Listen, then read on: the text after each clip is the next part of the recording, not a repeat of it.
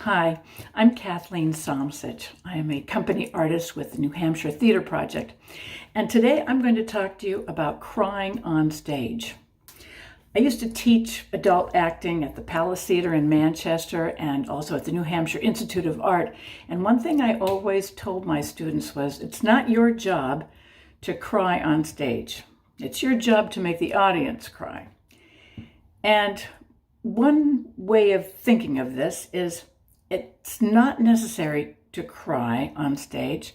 In fact, it's much more effective to suppress crying on stage.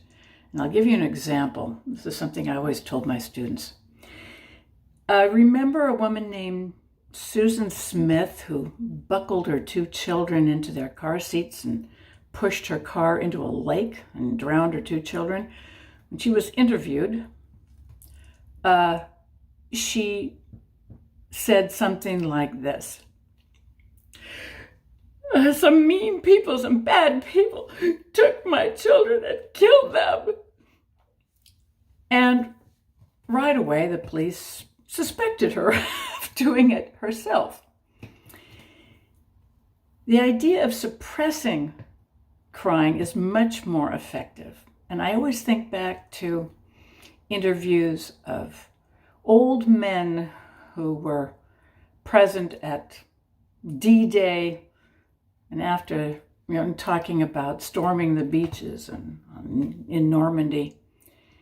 And they always tried so hard to suppress their crying, to not cry. And I always felt it to be exceptionally poignant and sad and effective.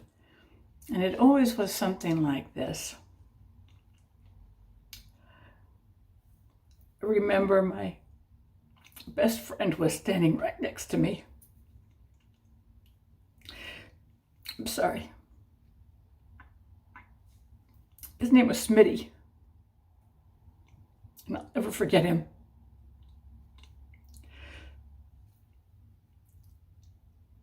And I can see him in front of me right now. And that's just an example of when suppressing your tears and suppressing your need to cry is much more effective than just plain out crying, which always seems completely inauthentic. Anyway, it's something to think about if you're in that position on stage. Thanks for joining me for this little theater minute, and we'll see you over at West End Studio Theater.